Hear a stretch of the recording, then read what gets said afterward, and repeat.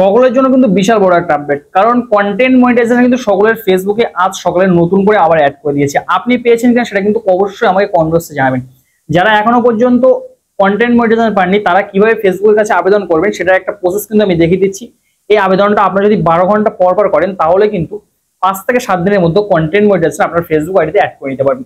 এখানে দেখেন এই ফেসবুক আইডিতে কিন্তু নতুন কন্টেন্ট মনিটাইজেশন অ্যাড হয়েছে। আজকের ইনকাম কিন্তু 0.02 সেন্ট দেখতে পাচ্ছেন, তার মানে একদিনের মধ্যে কিন্তু কন্টেন্ট মনিটাইজেশন এখানে পাওয়া গেছে। তো আপনিও কিন্তু এই একদিনের মধ্যে কন্টেন্ট মনিটাইজেশন পেয়েছেন সেটা কিন্তু অবশ্যই কমেন্টে জানাবেন।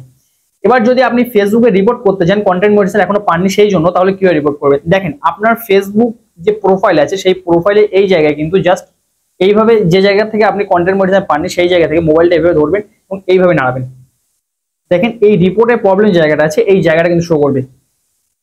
আপনাদের অনেকের মোবাইলে কিন্তু এখনো পর্যন্ত এই যে নাড়ালে এই যে রিপোর্টের প্রবলেম এই যে সেম জায়গা থেকে কিন্তু আসে না। এটা কিভাবে আপনারা ঠিক করবেন সেটা কিন্তু এই ভিডিওর শেষে কিন্তু আপনাদের দেখিয়ে দেওয়া হবে। তো অবশ্যই ভিডিওটা লাস্ট পর্যন্ত দেখবেন, যে এমন কিছু গুরুত্বপূর্ণ তথ্য কিন্তু আপনাদের ভিডিওতে কিন্তু শেষের দিকে শেয়ার করা হয়। তো দেখেন এখান থেকে রিপোর্টের প্রবলেম, তারপরে আপনি ক্লিক করে দেবেন মোবাইলে নাড়ানোর পরে।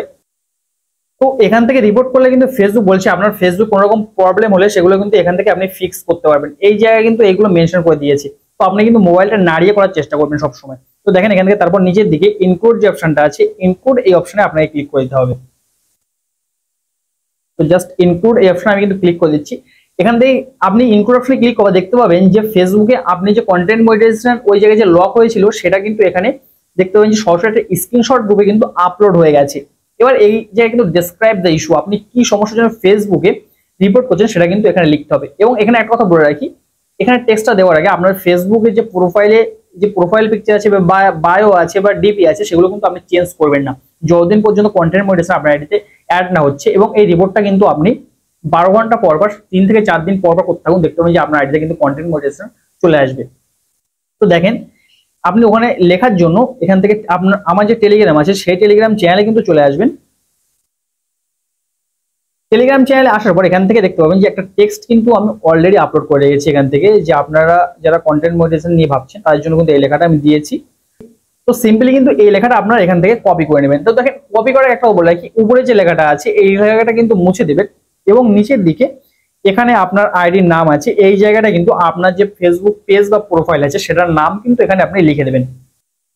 তো এখানে সিম্পলি কিন্তু নোটপ্যাডে ফেলে ওই কাজগুলো কিন্তু কারেকশন আমি অলরেডি করে নিয়েছি। নেওয়ার পরে কিন্তু লেখাটা জাস্ট পেস্ট করে দিচ্ছি।